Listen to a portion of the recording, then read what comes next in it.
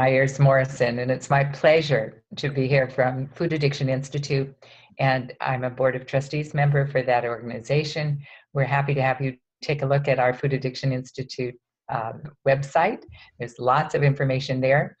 Michael Prager today is going to be talking with us about the food as a substance of abuse and use, and we are pleased to have him. He is the author of Fat Boy, Thin Man, and also Sustainable You, and is a leader in sharing about obesity information in a lot of different circumstances where there are people who are talking about the clinical aspects, the research aspects, and he comes from the perspective of having been a person with obesity in his childhood, and he'll tell you more about that and what has happened as a result of changes that he's made. So I'm going to turn it over to Michael Prager, and thank you so much, Michael. Start by saying that I am a food addict, okay?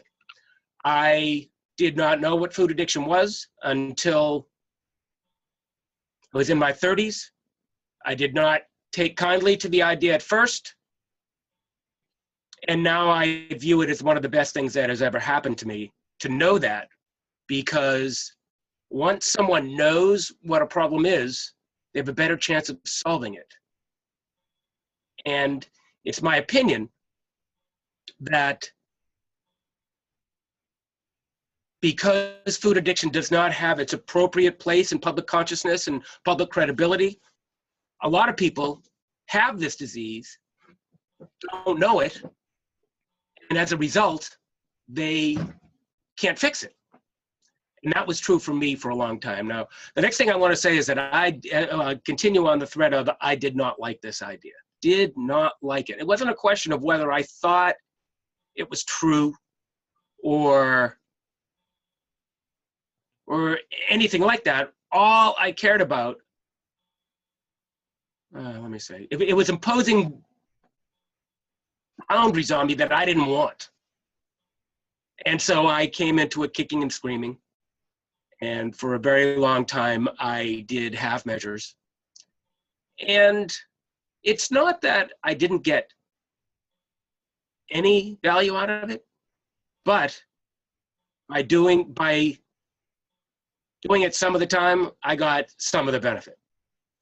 And my experience today is that in addiction, not just food addiction, a lot of the benefit comes from doing and taking it seriously. This is one of the issues, I think, with food addiction. I get caught up sometimes in the question of, is it real? Does food addiction really exist? Now, I have no doubts about that question, but other people have doubts, so I need to consider the question.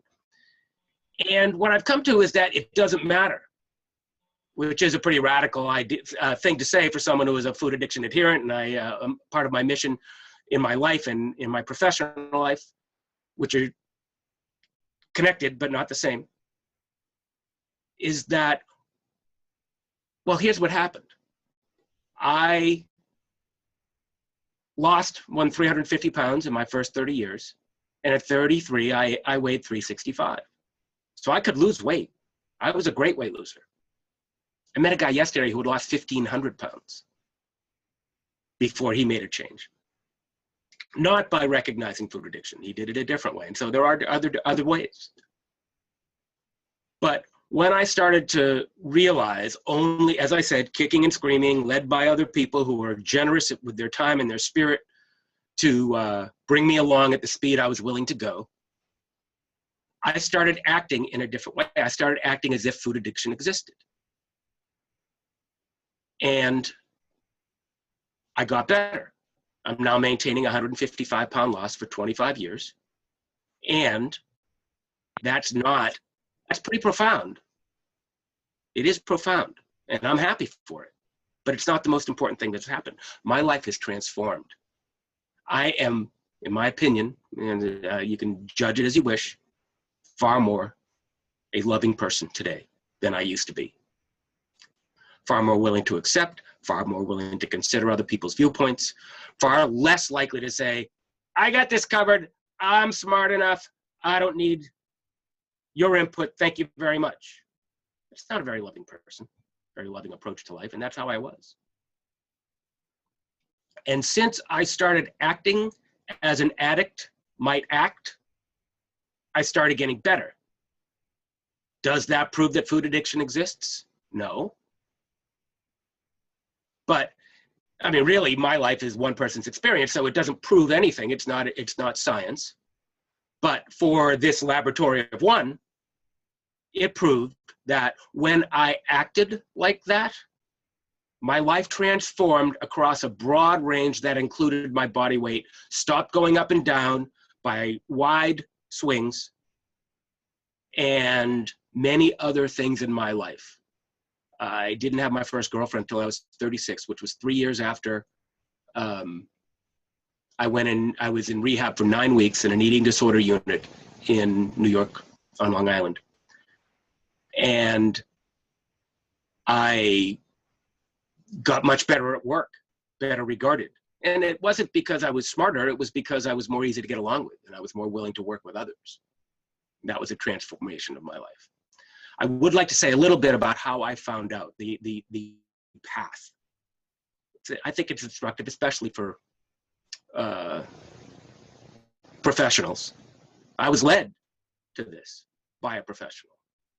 What happened for me, I'll try to keep this part brief, is I went to, my boss came to me and he said, some of your colleagues on the desk came to talk to me about you.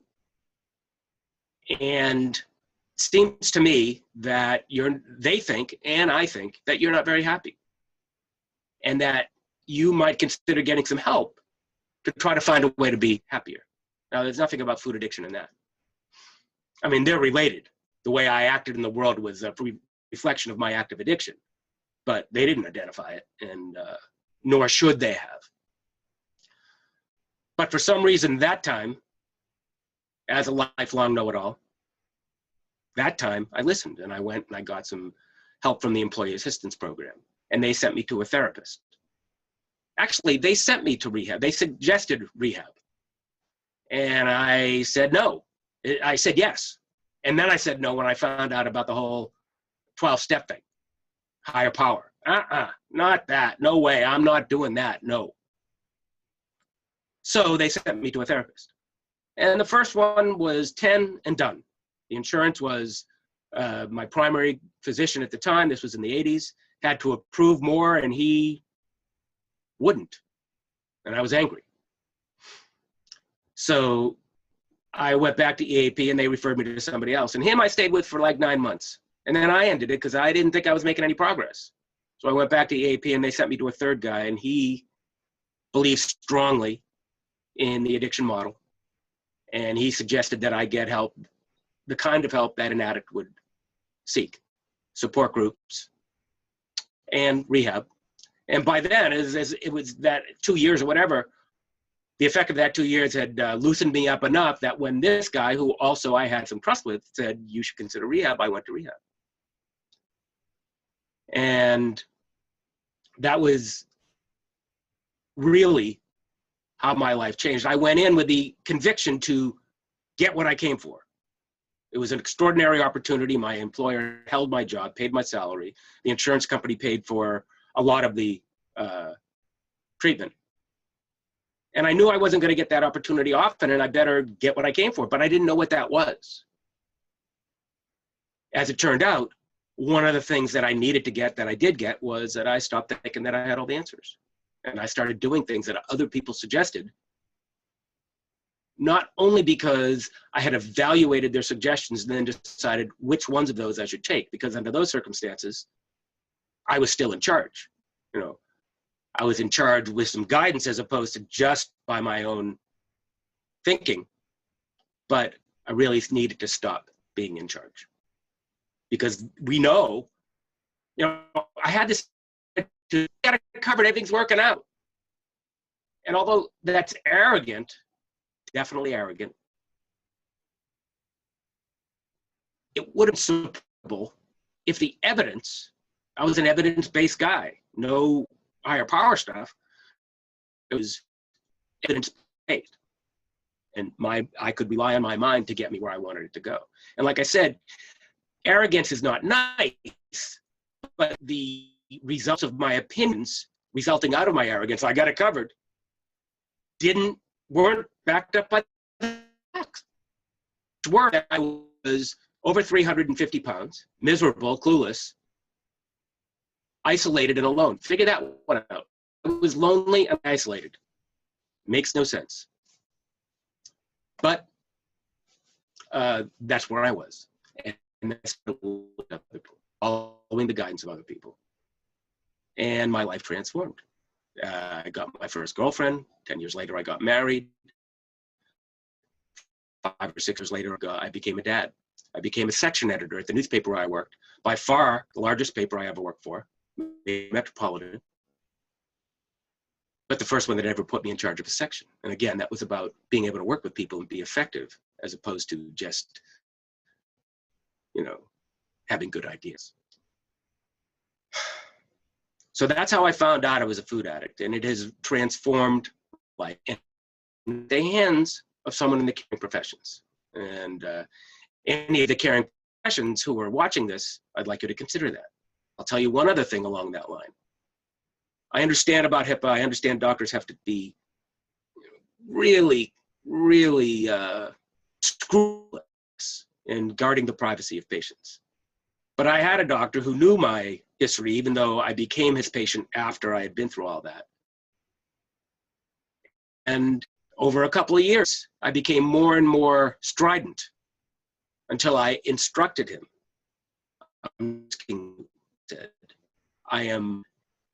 I couldn't order him around, but I am telling you that I want you to ignore your concerns for me if you have any of your patients who might benefit from transforming their life around food. And he did send someone to me. And I didn't, not to me. I was not, I'm a journalist by trade, I've already said that. I'm not a clinician, I'm not a dietitian. I don't have any letters against after my name except BS, which is appropriate in at least ways. But when I talked to him and told him what had worked for me, and he started pursuing similar remedies, he's now maintaining an 80-pound weight loss, and we're both really happy for him, and we're both grateful to the doctor who was willing to pass that information along. And that's my message, specific message to professionals. So the next thing, food addiction and compulsive eating. Okay, this is a very confusing topic. Who identify with the things that have worked for me don't know the difference or are confused about the difference. And again, I'm not a scientist, so you're hearing a layperson's opinions. I always like to, I feel I can back them up, with appropriate sourcing, but I always like to make clear what my credentials are and what they are not. So the thing about addiction is that it has a biochemical component. Compulsive eating, well, of course, as a professional, you'll know that compulsion is a mental health issue. And matter of fact, when I was in rehab, I did not get diagnosed as an addict. I was put in the eating disorders unit, but I didn't get diagnosed with an eating disorder. I was diagnosed with OCD. There's a whole story around that, but I'll skip it. But the C, of course, in OCD is compulsion. So what that meant is that they were saying that I was compulsive, which is a mental health illness, as opposed to an addict, which is also a health issue, but also a brain disease, as it's widely regarded now. And I forget the second part of that sentence. So one can't be a food addict if they don't have a biochemical predisposition. If they don't put some substances in their food substance, or as Michael Pollan says, food-like substances, and have a reaction different than most people would have. And there is no consensus on what those substances are, but it's easily relatable to alcoholics, where the substance is pretty well defined. Alcohol in your body, and you won't develop the physical craving that is a hallmark of addiction. skeptics will say, well, what do you mean food addiction? How can you be addicted to something you need to survive? And, I understand. I think that's not correct, but I understand where that comes from. But even again, with the analogy to alcohol, people who are alcoholics have to drink. They just have to make really careful decisions about what they drink. So in that way, food addicts have to eat, but they have to be careful about what they eat. And as I said, that part, in my opinion, is rock solid. To go beyond that and say, well, alcohol, what's the analog? That's a little more dicey. Two of the things that I have given up, not out of rectitude, but because I tried my life with them and with my life is better off without them on the whole, are refined grain, which is flour, and refined sugar. I do eat sugar. If I come back to this and I say sugar, I'm talking about refined added. I'm not talking about naturally occurring sugars. So compulsion and addiction often go hand in hand. If somebody has a biochemical predisposition, we know that addiction is a family disease. If someone has a biochemical predisposition to addiction, and then they are exposed to or overexposed to a substance that hits their addictive pathway, genetically predisposed, then the expression is that a cucumber is a cucumber until it becomes a pickle, and then there's no going back. So if someone has the biochemical predisposition to cocaine addiction, but they never try cocaine, they'll never become a cocaine addict. And with food and with sugar and flour, we're all exposed to those. There's a far greater likelihood that if we have the chemical predisposition, we will be exposed to them. Dr. David Kessler, a former commissioner of the FDA, former dean of Yale and Berkeley, Cal Berkeley medical schools, wrote a book called The End of Overeating. To my disappointment, he did not use the phrase food addiction, but he did use a term called conditioned hypereating, which is about the same thing. He said there are 70 million people who have conditioned to hypereat. And that's an awful lot of people. Now, is that directly analogous to food addiction? I'm not in a position to say. But even if it's half, that's 35 million Americans who are food addicts, and most of them don't know. And as I said at the beginning, if you don't know something, you can't correct it. Or you have less of a chance to correct it because, I realize, consider the fact that I might be an addict, a whole new range of possibilities opened up that I wouldn't have considered otherwise. Then we get back to my thing at the beginning about it doesn't really matter if food addiction exists. That's still true, but until someone thinks that they have a serious problem, as opposed to I just got to cut down on desserts, someone considers that they have a serious problem, they're not going to consider some of the things that I did. I wouldn't have. So it's almost as if giving the diagnosis, and I don't recommend, I'm not suggesting this in any way other than as a thought experiment, just to make a point. Someone gets diagnosed with food addiction, they believe it, and they are far more likely to get the treatment or to go through the practices that addicts have been getting for coming up on a century. Now, I'm not saying, again, I'm not suggesting, therefore, just make it up. Of course, but the only way that some people will do the things that would that would lead them to recovery if they were, or might them to recovery if they were indeed food addicts. They're not going to find out. Okay, the last thing I want to say is that I kind of didn't finish this. The compulsive, that's usually a result, and you probably know better than I as a clinician, it's usually the result of trauma, unresolved issues from one's past. And the substance can be used to try to cover up those unresolved feelings. If a person goes through therapy and gets resolved on those issues, and they haven't yet gone over the line from heavy drinker or heavy eater to food addict. And I'm just using alcohol as it could be cocaine, it could be other drugs. I'm just using it as a comparison. These all the reasons they're eating before they cross that line of no return, then they can go on eating. They don't have the emotions driving them. Get help for the trauma after they've crossed the line. They won't have the trauma, but so they won't be compulsively eating anymore, but they will be addictively eating because they've gone over the line. So one can be a compulsive, be a fanatic. Both can be a former. So it's confusing, and it helps with skeptics who would say, come on, what's next, air addiction? They're wrong, but as I said, I have sympathy for their mistake. Let's see. I did allude to this briefly.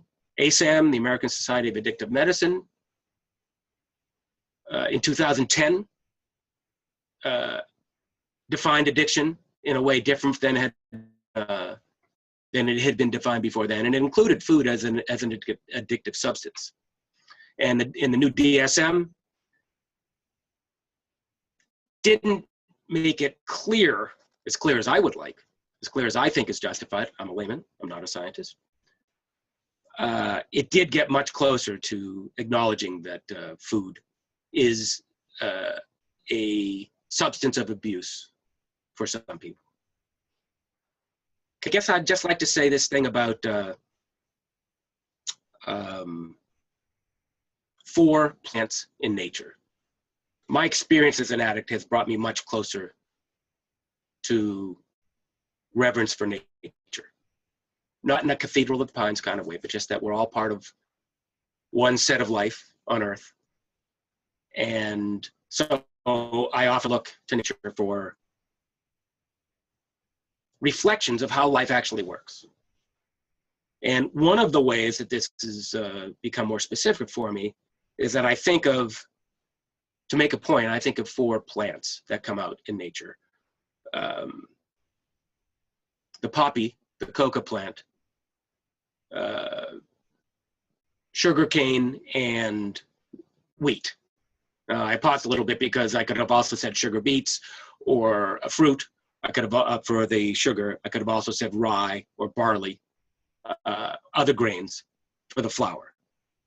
But these are 4 plants that come out in nature, and humankind, with its innate and often very rewarding and life-affirming and life-saving intellect, has figured out ways to alter all 4 of these plants in a way that mechanically and or chemically separate out the constituents of the plant.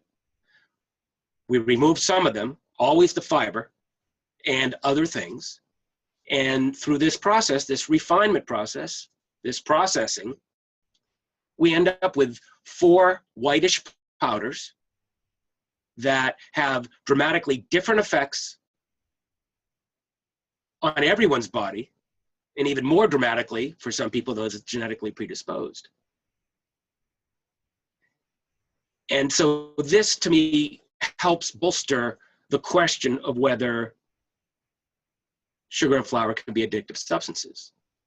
I'm not saying that sugar and flour provoke the same intensity of effect as cocaine and heroin. I covered that part. The poppy plant becomes heroin, the coca plant becomes cocaine. I'm not saying they produce the same intensity of effect, but then I'm not saying that cocaine and heroin produce the same effect. They're on a continuum, and sugar and flour on the same continuum. Some people, the only way they can tolerate those things is to not put them in their body. Clear that some people react differently. And in a world where people are told by clinicians, especially by dietitians, we'll teach you how to eat that. That's not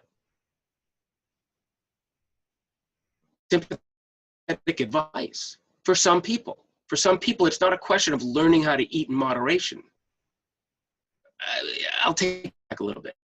We're eating all things in moderation, because if they have a genetic sensitivity to something they're trying to control, and they're being told by their hired expert that they can do this, and if they just follow instructions, they will be able to do this, and then they're not able to because they have a biochemical thing going on, they'll be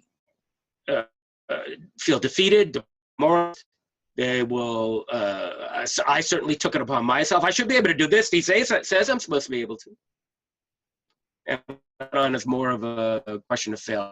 So by the end of following that guidance, I was not just in the same place that I had left, I was worse off.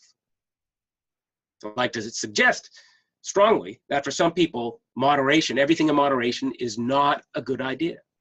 I still think that onion rings and ice cream sundaes and many other things taste good. Acknowledgement, understand I'm food.